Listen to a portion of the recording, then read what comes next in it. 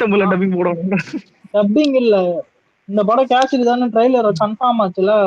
அந்த டைம்ல வந்து அமேசான்ல வந்து ட்ரெண்டிங்ல இருந்துச்சு இந்த படம். ஆனா ஒரு நிமிஷம் இல்லைங்க, அதுல மார்க் காட்டுன்னு நேரம் போன் பண்ணி உயிரும். இல்ல வெங்கி ப்ரோ நானும் பாக்கல, நான் இதுக்காகவே கேசரியை பார்க்காம வச்சிருக்கேன், அதை கூட பாக்கல ப்ரோ. இல்ல ஒரு நிமிஷம் தான், கேசரி பாக்குறீங்க இல்ல மேட்டர் என்னன்னா, படம் வந்துட்டு நடுவுல இப்ப ரிலீஸ் ஆகிறதுக்கு முன்னாடி ப்ரீ சேல்ஸ் ஆச்சுல உங்களுக்கு 130 crores அதான், அதுக்கு மேல வந்துட்டு ப்ரீ சேல்ஸ் இது பண்ணாங்க. அதான் இந்த இது வந்துட்டு அதான் ஓப்பனிங் இது மாதிரி ப்ரீ சேல்ஸ் 50 crores வந்துட்டு திருப்பி அமிச்சிட்டாங்க. 50 crores தான் பண்ணாங்க, அது வேற. ஓப்பனிங் ப்ரெடிக்ஷன் வந்துட்டு 130 வர மாதிரி இருந்தது.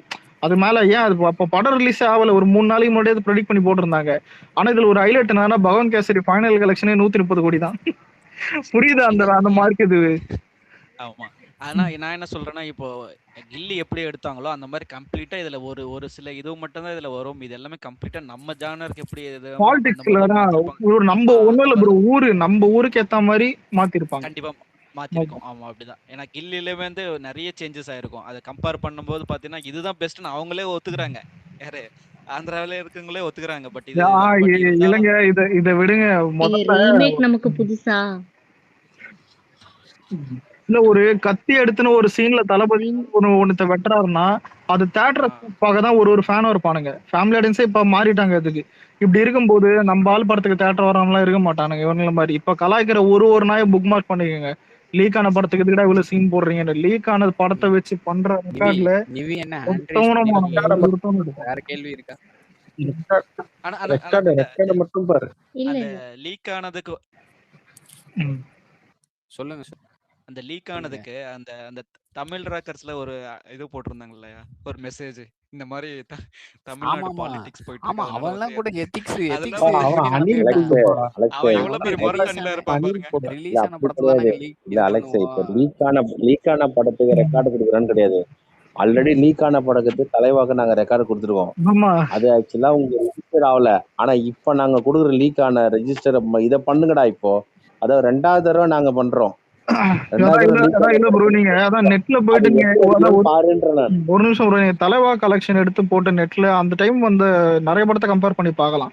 அதாவது லீக் ஆகி சிடி போட்டு வித்த படத்தை வந்துட்டு மொத்த நிறைய படத்தை விட பெட்டராவே பண்ணுச்சு. ப்ளூ சட்டை கூட நீங்க தலைவாக்கு போறீங்க, கில்லி படத்தையே இப்ப ரீ ரிலீஸ் பண்ணா எப்படி போறாங்க? அது இல்ல ஒரு நிமிஷம் இருங்க. காசி தியேட்டர், நான் தியேட்டரை மென்ஷன் பண்றேன். காசி தியேட்டர்ல வேட்டையனை விட கில்லி அதிகம். ஃபுட் ஃபால்ஸும் கிராஸ் ரெண்டுமே. இது ஏன் சொல்றேன்னா, ரீ ரிலீஸே 2 வாட்டி பாக்குற பரம்பரை நம்ம தான். நம்ம எல்லாம் வந்துட்டு லீக் ஆனா பாத்துக்கலாம். லீக் ஆனா எனக்கு தெரிஞ்சு அது யாரும் மோஸ்ட்லி பாத்துருக்க மாட்டாங்க. அதெல்லாம் சும்மா உருட்டிக்கிட்டு இருப்பாங்க. போலீஸ் அபிஷியலே 1 கோடி பேர் பாத்துட்டாங்கன்னு சொல்லிட்டாங்க. அது பார்க்கலாம் நம்ம மறுக்க முடியாது. ஆனா பார்த்தாலும் நம்ம வந்துட்டு அதான் அதிக பேர் தியேட்டர்லயும் பாப்போம், தியேட்டர்லயும் இது பண்ணுவோம். கியூரியாசிட்டில போய் பாத்துருப்பாங்க என்ன இருக்குன்னு. நம்மால படத்தை லியோ படத்தை முந்த நாள் ரிவீல் பண்ணலையா அந்த சின்ன தத்தி, அந்த மாதிரி வந்து கியூரியாசிட்டில எல்லாம் பாப்பானுங்களே தவிர ரிவீல் பண்றதுக்கு. மாஸ்டர் இந்த மாதிரி லீக் ஆச்சு 3 சீன், கிளைமாக்ஸ் சீன் கூட இது பண்ணாங்க. ஆமா, மாஸ்டர் அந்த லியோவுடைய சீனை வந்து கடைசி வரைக்கும் பாதுகாக்கணும்னு சொல்லி லோகேஷ் கனகராஜ் கஷ்டப்பட்டத சின்ன தத்தி காலையிலேயே ரிலீஸ் பண்ணாரு பாத்தியா.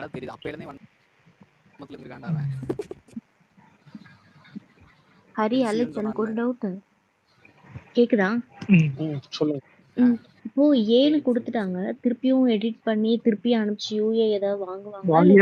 வேணாம் நீங்க விட்டுருங்க. யூஏ வேணாம், எனக்கு படமே தான். படம் வந்தா போதும், ஏவே இருக்கட்டும். இல்ல எனக்கு டவுட். இல்ல ஃபேமிலி ஆடியன்ஸ் தானே ஜாஸ்தி.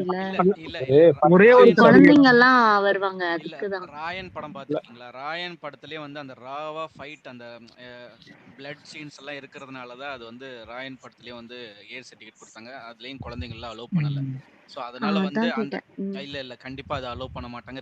மறுபடியும் தணிக்கை குழுக்கு அனுப்பிச்சு மறுபடியும் அது ரொம்ப நாள் வெயிட் பண்ணி என்னதான் இருந்தாலும் நம்ம தான் சிஎம்மா இருந்தாலும் அதை வந்து ப்ராப்பரா எடுத்துக்க மாட்டாங்க. அதனால பெஸ்ட். இதுல ஒரு நிமிஷம் தளபதி படம் எதுவுமே நமக்கு வந்தது இல்லல இது வரைக்கும். பகவதி வந்து போச்சு, ஆனா அது அந்த காலம் வேற.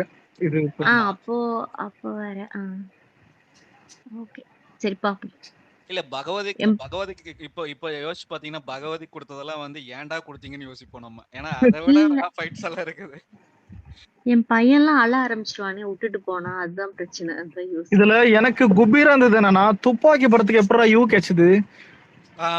அததான் இத இப்போ சொல்லுங்க கரெக்டா.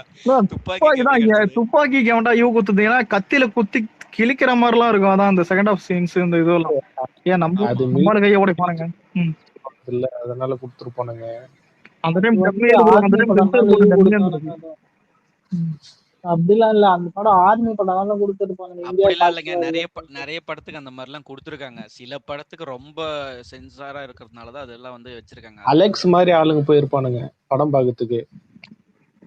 அப்ப அலெக்ஸ் டத்தின்னு சொல்றோம். சென்சார் போர்டுல நம்ம அணில் ஒருத்தர் இருக்காருல்ல, ட்வீட் பண்ணிட்டு இருந்தாரு இல்லையா, நல்லா இருந்தது அவரை கேட்டா தெரியும் ஏன் இதுக்கு ஏன் கொடுத்தீங்கன்னு. இல்ல இதுல ப்ரோ முதல்ல சென்சார் எப்போ ரொம்ப டஃப் ஆச்சுன்னா கிளாமர்ஸ். ஏன்னா இப்ப எல்லாரும் கேள்வி கேட்க ஆரம்பிச்சாங்க, யூ படத்துக்கு எப்படி இவ்வளவு கிளாமர் இது? ஏன் இப்ப மொட்டை வெங்கடேஷன் ஒரு லாரன்ஸ் படம் இருக்கும், அதுல கிளாமர் அரண்மனை படத்தையா அதான் எல்லாத்துலயும் அரண்மனை படத்துல 5 ஹீரோனி போட்டா ஒண்ணும் இல்லைங்க. இல்ல ஃபேமிலி ஆடியன்ஸே இப்ப எப்படி ஆயிடுச்சுன்னா டே பை போக நியூஸ்ல காலங்காலமா வந்துட்டு இந்த ரத்தம் இதுவே அந்த வன்முறை எல்லாமே பாதுக்கறனால தியேட்டர்ல இப்ப ஏன் இப்ப இந்தியாலேயே எந்த படம் ஹையஸ்ட் கலெக்ஷன் இப்ப துரைந்தர் தான் பண்ணிருக்கு, பெரிய ரெக்கார்டு. அதுவும் ஏ படம் தான். ஏன் 4 மணி நேரம் படம் எடுத்தானுங்க. இப்பெல்லாம் டியூரேஷன் அந்த சர்டிபிகேட் எல்லாம் மேட்டர் இல்ல, நல்லா இருந்தா போயிடுறாங்க.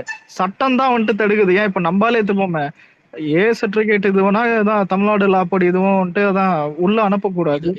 இல்ல இது வந்து இப்போ நம்ம அண்ணன் சிஎம் ஆனதுக்கு அப்புறம் வந்து கண்டிப்பா யூஏ தான் கிடைச்சிருக்கும், ஏ கிடைச்சிருக்க வாய்ப்பு இருக்கு. இது முதல்ல கிடைச்சதுனால இப்போ நிறைய பேர் அடுத்த ஜெனரேஷன் உள்ள படத்துக்குள்ள விடக்கூடாதுன்னு இந்த மாதிரி சதி பண்ணிருக்க கூட வாய்ப்பு இருக்குது.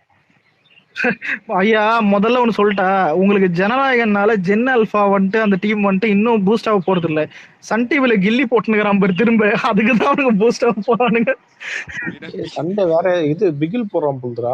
அதான் நான் ஒண்ணு சொல்லிட்டா, இல்ல இல்லங்க இவனுங்களே வந்துட்டு அதான் ஞாயிற்றுக்கிழமை மட்டன் குழம்பு ஏதாவது வந்துட்டு சின்ன பசங்க உட்காந்து சாப்பிடும் போது இவர் விஜய் படத்தை போடுவாங்களாம். அதுக்கப்புறம் வந்துட்டு நாங்க தான் இவங்களை ஜென் அல்பா வந்துட்டு அஸ்டோன்னு வாங்கலாம். முதல்ல ஒண்ணு சொல்லிட்டா, கலாநிதி மாறனவே வந்துட்டு இங்க பின்னாடி இந்த கேம் ஆடுனுங்கிறான். அதான் என்ன சொல்லிட்டு இந்த டிஎம்கே அச்சு விடுறதுக்கு. பிசினஸ் மேன் எனக்குமே ஒண்ணு இல்ல ப்ரோ, இல்ல பிசினஸ் மேனா பாக்குறான்.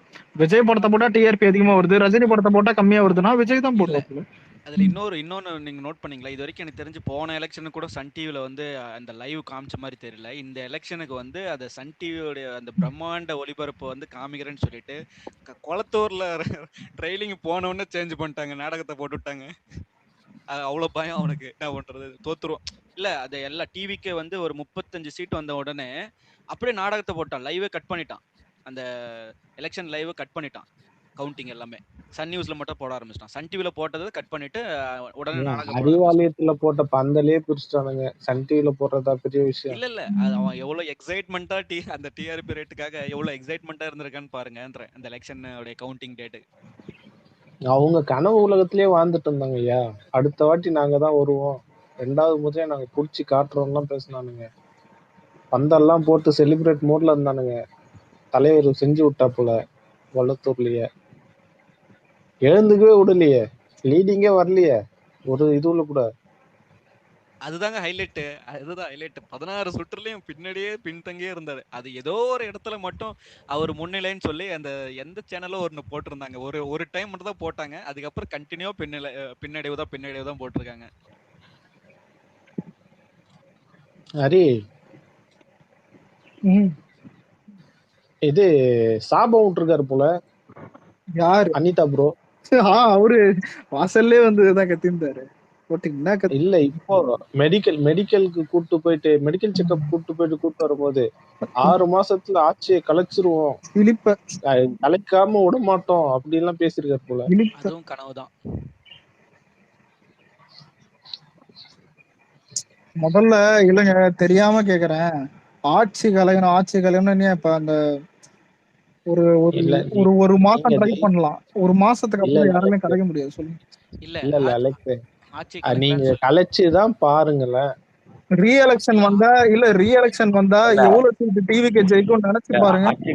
ஆட்சி கலைப்போன்னு சொல்லிட்டு நீ எங்க கிட்ட பேசிக்கிட்டே இருக்க, ஆட்சி கலைப்போன்ட்டு. ஏண்டா ஆட்சியை கலைக்கலாம் வேணாம், நீங்க பேசி உங்களோட மொத்த டிஎம்க்கு கலைஞ்சிட போகுது, அதுக்குதான் நீங்க ஆட்சி கலைக்க பிளான் ப்ரோ. முதல்ல இல்ல ப்ரோ, ஒரு மேட்டர் சொல்றேன். இப்போ உண்மையிலே ஒரு நல்ல லீடரா இருந்தா வர்ற கவுன்சிலர் எலெக்ஷன்ல வந்துட்டு அட்லீஸ்ட் அதுல வந்துட்டு டிவி அதான் டிஎம்கே நிறைய டேக் ஓவர் பண்ணணும், அதுக்காக உலகணும்னு தான் பாப்பானுங்க. சேகர் பாபு அவங்க தொகுதியில இருக்கிற மக்கள் கிட்ட போயிட்டு உனக்கு கரண்ட் கட்டலையா, அலெக்ஸ் எவனுக்கு ஓட்டு போட்ட, யாருக்கு போட்ட, அவங்க கிட்ட போய் கேளுன்னு சொல்லிட்டு திட்டினுக்குது, இது பண்ணுக்குது. அலெக்ஸ் இவங்க நீ இப்ப அந்த இது எலெக்ஷன் வரும்னு சொன்னிய ம், ம், உள்ளாட்சி மன்ற எலெக்ஷனு, ம். அது லோக்கல் பாடி எலெக்ஷன்ல வந்து நீ என்னவோ வந்து எக்ஸ்எம்எல்ஏ நின்னு ஜெயிக்க சொல்லுன்னு பார்த்தேன்டா. பழையபடி அது வந்து அவரு அவரு 2000ல மேயருக்கு நின்ன மாதிரி நீ ஜெயிக்க சொல்லுவேன்னு நினைச்சேன்டா. இல்ல அவரு அவரு அவரு ஒரு தீர்க்கதரிசி ஆயிட்டார். அவருக்கு என்ன வேணும்னு அவருக்கே தெரியாது. அதனால அவரு பணம் அவர் மோட்டிவ் என்னன்னா பையன் ஆக்கிடணும் உண்மையிலே. ஏன்னா அவங்க அப்பா கலைஞரும் சிஎம்மா இருந்தாரு போல. ஆனா அவர் சாகும்போது சிஎம் இல்ல. அதான் இவரு சிஎம்மா இருந்துட்டு போயிட்டாரு. அப்புறம் ஆனா பையன் வந்துட்டு சிஎம்மா இருக்கணும்னு ஆசைப்பட்டார். நீ எங்க போறேன்னு நாங்க இல்ல கண்டுபிடிச்சோம். இல்ல ஆனா அவருக்கு அதனாலதான் முழுசா கேட்டு ரியாக்ட் பண்ணுங்க. நடுவுல ரியாக்ட் பண்ண எவனாவது உஷாராயிடும். அதான். ஆனா மேட்ரு என்னன்னா இல்ல ஒரு இப்போ தளபதி இல்லைன்னா கண்டிப்பா யார் ஜெயிச்சிருப்பாரு இவரு உங்களுக்கே தெரியும். டிஎம்கே தான் ஜெயிச்சிருப்பான். ஏன்னா எடப்பாடி சப்பா கூட வந்துட்டு போன முறை பிஜேபி போன வேற முறையே சொல்லுங்க. போன முறையே தளபதி ஒரு சிக்னல் காமிச்சதுனாலதான் அவங்க ஜெயிச்சாங்க. அது உண்மையா எடுத்துக்கங்க. அந்த சைக்கிள் இல்லைன்னா கண்டிப்பா ஜெயிச்சிருக்க மாட்டாங்க. 2021ல நம்ம நம்ம வந்து தளபதி அந்த சைக்கிள் எடுத்துட்டு போற அந்த ஒரு சிக்னல்னாலதான் அவங்க வந்து ஜெயிக்கிறதுக்கே வாய்ப்பு இருந்தது. இல்லைன்னா அதுவும் ஜெயிச்சிருக்க மாட்டாங்க. அந்த ஜெயிச்ச ஆணவத்துல முதல்ல ஒரு 1.5 மாசம் 2 மாசம் கூட கரெக்டா இல்ல. அதுக்கப்புறம் அப்படியே ஆரம்பிச்சிட்டாங்க. சோ நான் என்ன கேக்குறேன், அந்த 5 வருஷத்துல அப்போ உங்களுடைய செயல் எதுவுமே இல்லையா? அவதூறு பரப்பே தான் இருப்பாங்க. இப்போ மறுபடியும் ரீ எலெக்ஷன் வச்சாங்கன்னா என்ன பேசுவாங்கன்னா, இந்த ஆட்சி வந்து எந்த இதுவுமே செய்யறதுக்கு தகுதி இல்ல, எவ்வளோ எலெக்ஷனுக்கு அதாவது தேர்தல் ஆணையத்துக்கு எவ்வளவு லாஸ் பாருன்றது அதையும் அவதூறு தான் கொண்டு வருவாங்களே தவிர, அவங்களால வந்து நேரடியா வந்து அவங்க செஞ்சதையோ இல்ல இதுதான் பண்ண போறோன்றத சொல்லி அவங்களால வாக்கு கேட்கவே முடியாது அவங்களால.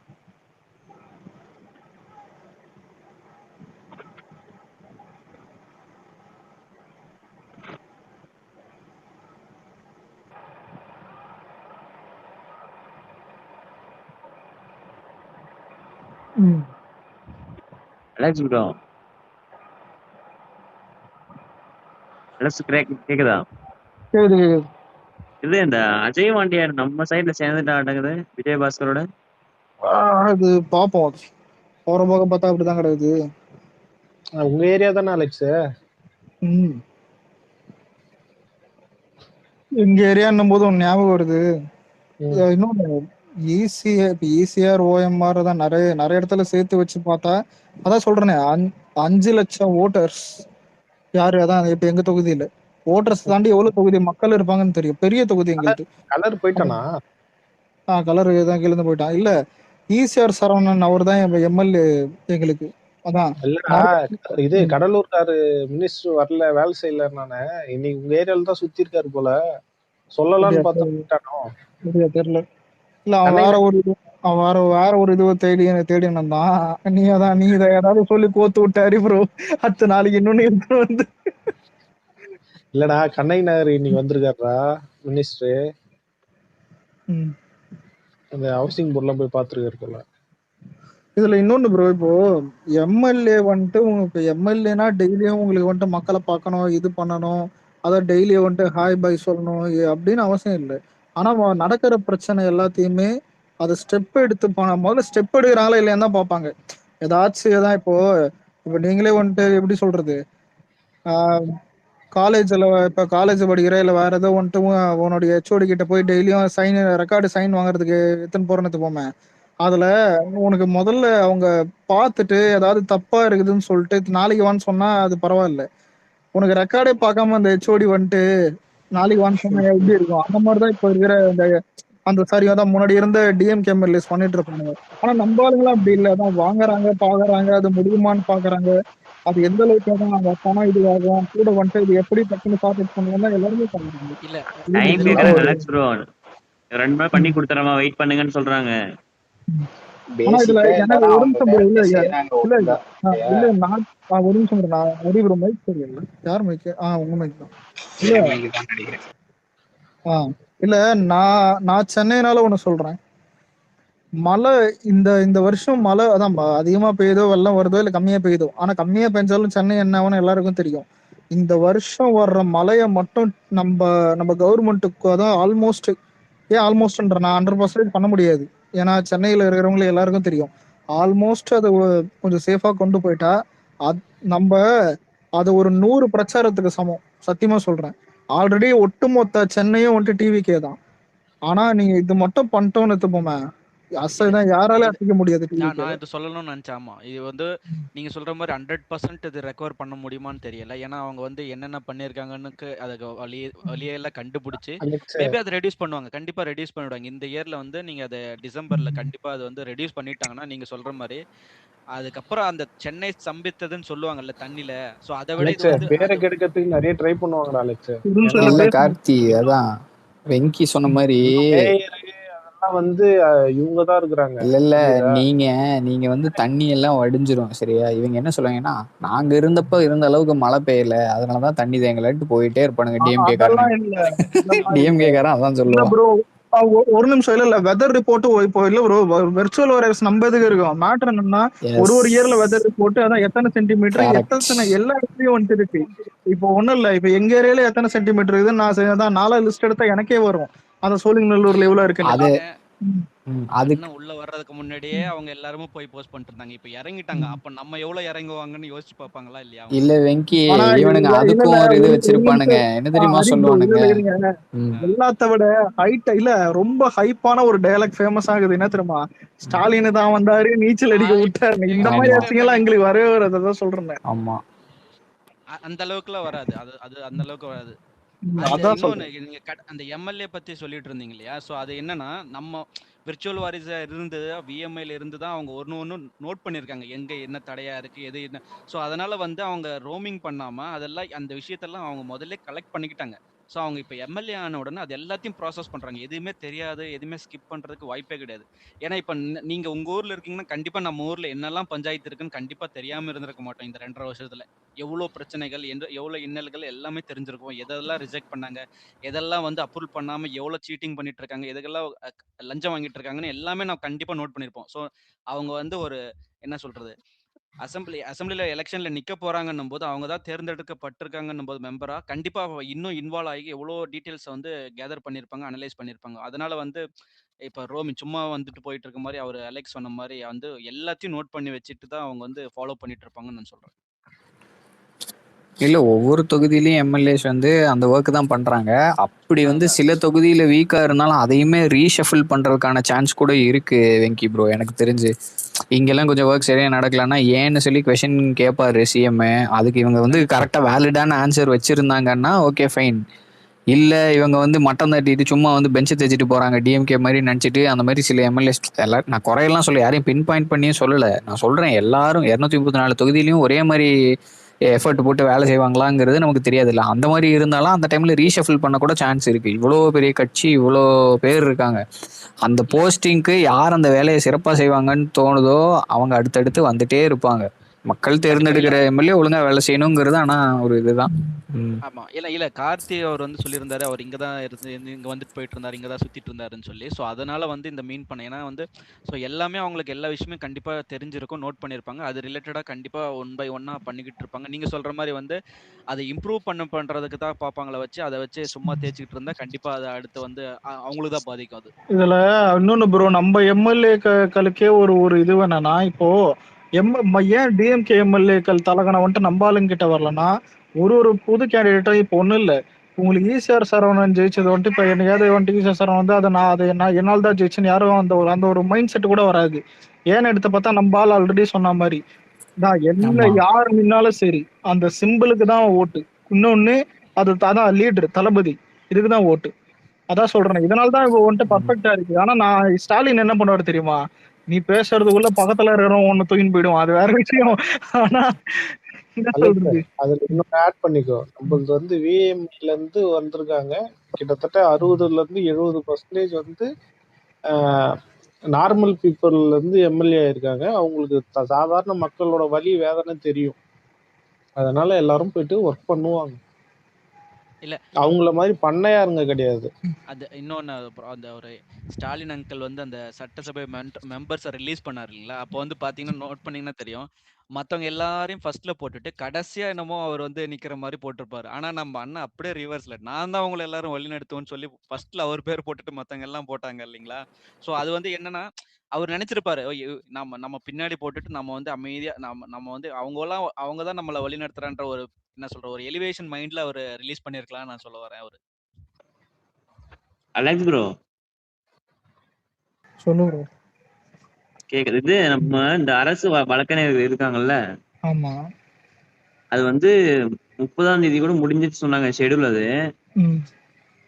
அது வந்து என்ன பண்ணிருக்காங்கன்னா இந்த தலைமைச் செயலகத்துல ஒரு அதிகாரி இருக்காருல்ல, அவர் வந்து என்ன பண்ணாருன்னா பார்த்தேன். இது அவர் என்ன பண்ணாருன்னா எல்லா டிஸ்ட்ரிக்ட்டுக்கும் அனுப்பிச்சிருக்காரு சர்க்கிள் நோட்டீஸ். என்னன்னா நீங்க வந்து இப்ப ஒவ்வொரு டிஸ்ட்ரிக்ட் கலெக்டர் தான் அங்க இருக்க அரசு வகை தேர்ந்தெடுப்பாங்க. அந்த மாதிரி ஒரு சர்க்குலர் போயிருக்கு, அவங்க எடுத்து அனுப்பிச்சு விடணும். இது ஆக்சுவலி 30ஆம் தேதி முடியுது கால அவகாசம். ஆனா இவரு 27ஆம் தேதி அனுப்புறாரு. என்னன்னு 30ஆம் தேதிக்கு மேல அங்க பிராக்டிஸ் பண்ற வழக்கறிஞர்கள் வேலை முடிஞ்சிச்சு, அவங்களை அவ்வளவுதான் அனுப்பிருங்கன்னு சொல்றாரு. இவரு 27ஆம் தேதி எல்லா கலெக்டர்ஸ்க்கு அனுப்புறாரு சர்க்குலர். ஆக்சுவலி பார்த்தா 1 வீக் டைம் எடுக்கும் எப்படி பார்த்தாலும். ஏன்னா தமிழ் ஹைகோர்ட், சுப்ரீம் கோர்ட் எல்லாத்துக்கும் நம்ம அப்பாயிண்ட் பண்ணணும். என்ன பண்ண முடியும்? அதுதான் அவரு என்னன்னா இவருக்கு கண்டிப்பா தெரியும். இவரு வந்து டிஎம்கே கவர்மெண்ட் அப்பாயிண்ட் பண்ணது கிடையாது. இவர் வந்து தேர்தல் கமிஷனால அப்பாயின்மெண்ட் பண்ணவர் இவரு. பிளஸ் இவர் வந்து என்னன்னா உமாதான் தெரியும்ல, டிஎம்கே அந்த ஸ்டாலின் சுத்துவாரு ஒருத்தன், அவரோட டைரக்ஷன். சொல்லுங்க. இல்ல கார்த்தி, எனக்கு என்ன தெரியுமா ஞாபகம் நீ சொல்லும் போது, இந்த சிம்பு வந்துட்டு ஒரு இன்டர்வியூல சொல்லுவாருல்ல, ஊடவே மாட்டேன் அதான் ஞாபகம் வருது. அண்ணன் இப்ப அந்த மோட்ல தான் போயிட்டு இருக்காரு. இல்ல இவங்கெல்லாம் உத்தமர்கள்லாம் இல்ல கார்த்தி, நீ யோசிச்சு பாருங்க. இவங்கெல்லாம் என்ன சும்மா என்ன நம்ம போற பார்க்க. ஒண்ணு சொல்றாங்க, நான் நேத்தும் இதை தான் கேட்டேன். நீ ரிவெஞ்ச் எடுக்குது தாவேக அரசுங்கிறீல்ல, அப்ப ரிவெஞ்ச் எடுக்கிறாங்கன்னே வச்சுப்போமே ஒரு பேச்சுக்கு, அதை பண்ணல. ஆனா அவங்க சொல்றாங்கல்ல, சரிடா நீ சொல்ற உன் வழியிலே வரண்டா, ரிவெஞ்ச் எடுக்கணும்னா அப்ப முதல்ல நீ ஏதாவது ஒண்ணு எனக்கு பண்ணியிருக்கணும்ல. ஏதோ நீ என்னை பண்ணியிருக்க தானே, அததான் அதுக்கு தானே பதிலுக்கு பண்றதுக்கு பேர் தான் ரிவெஞ்சு. நீ என்ன பண்ண கரூர்ல, என்ன பண்ண? ரிவெஞ்சுனே வச்சுக்குவீங்க. நம்ம சும்மா ஒரு இது கான்ஃபரன்ஸ்லயே பேசுவோம். ஃபர்ஸ்ட் ஒருத்தர் எழுந்து அட்லின்னு ஒருத்தர் பேசினாரு, அவரு ஒண்ணுத்துல மாட்டினாரு. இப்போ இவரு ஒருத்தர் பேசினாரு, இவரு மாட்டிருக்காரு. இன்னொருத்தர் வந்து ஓடி போய் ஒளிஞ்சிருக்காரு. கொரோனாவை வந்து போயிட்டு சிங்கப்பூர்ல படுத்துட்டாரு. சும்மா வரலடா திமுக காரங்கிறது வந்து ஏன் திருட்டு ரயில்ல வந்தீங்களா, அதத்தான் சொல்றீங்களா? சும்மா வரலன்னு சும்மா தாண்டா வந்தீங்க. இல்ல அவங்க பேட்ஜ் போட்டுட்டு வந்தானுங்கல்ல. ஆமா ஆமாமா, வாய திறங்க சிஎம் சாரா. ஒரே தடவை தான் திறந்தாரு, மொத்த திமுகவும் க்ளோஸ். ஏங்க அந்த டைலாக் சொன்னவர் என்னங்க, இது ஆளே அட்ரஸ் காணோம். என்ன டைலாக்? நிறைய சொல்றாங்க, எல்லாமே டைலாக் தான். இப்படி பொதுவா சொன்னா இப்படி சும்மா வரலடா திமுக காரன் ஒரு டைலாக் சொல்லி வெள்ள பேப்பர். ஓ அவரு வெள்ளை பேப்பர் தான், அது தெரிஞ்சிருச்சு. அவர் எங்க ஆளே அட்ரஸே காணோம். எல்லாருமே இன்காக்னிட்டோல இருக்காங்க வெங்கி ப்ரோ. பயம் யார விட்டுச்சு? வேதநாயகனா பயம்ன்ற மாதிரி. ஆமா, இல்ல நீங்க எல்லாம் பேசி நீங்க தப்பு பண்ணனா தைரியமா ஏறுன்னு அடிக்கலாம். ஏன் ஓடுறீங்க? எதுக்கு ஓடுறீங்க? சட்டசபையில இருந்து ஓடுறீங்க, எப்பா பாரு மரத்தான். ஃபாரின் வரைக்கும் ஓடினீங்க, லண்டன் வரைக்கும் ஓடுன, துபாய் வரைக்கும் ஓட்டுறீங்க. ஓடாம இருக்கலாம்னு பார்த்தா சட்டசபையில அவங்க பேசுனதெல்லாம் இவர் உட்காந்து நம்மளும் நோட்ஸ் எடுத்துட்டு இருந்தாருல, அப்போ ஒரு ஒரு சிரிப்பு கூட சிரிச்சாரு. ஒரு சின்னதா வந்து அவங்க பேசுக்கு வந்து ரியாக்ஷன்ஸ் கொடுத்துட்டு தான் இருந்தாரு. ரியாக்ஷன் கொடுத்தாருல, அந்த ரியாக்ஷன் எல்லாம் இப்போ வந்து இப்பதான் புரியுது. இர்ரியே எப்படின்னு, வரண்டியே எப்படின்னு அந்த மாதிரிதான் இருக்கு. அது பேசுவார்ல, காசு தொட்டவனை விட மாட்டோம், தொடவும் மாட்டோம், தொடவும் விட மாட்டோம், தொடவும் விட மாட்டோம், தொட்டவனே விட மாட்டோம். இதுக்கு முன்னாடி அது தொட்டவங்களோட மாட்டோம். அது சொல்லிட்டு சொல்லுவார்ல, நிறைய நோண்ட வெளியே வருது வெளியே வரும் போலயே அப்படின்னாரு. ஆனா ஒரு நிமிஷம் இல்ல நோட் பண்ணீங்களா? அதான் உதயநிதி பிளான் கான்செப்ட் என்னன்னா, நம்ம வந்துட்டு பேசுங்க சிஎம்னு போனா பயந்துன்னு பேசாம தருவாங்க. அப்படியே பேசினாலும் முக்கிய ஏதாவது ஒண்ணு இருந்துரும், ஈஸியா அடிச்சு விட்டு போயிடலாம் தான் உட்காந்துருந்தாங்க. ஆனா இவரு மனுஷன் பேசி பேசியே ஆட்சி பிடிச்சிருக்காரு. இவனுக்கு பேச வர்றது அறிவு வேணாமா? சும்மா இருக்கிறது அடி விழுந்திருக்காரு.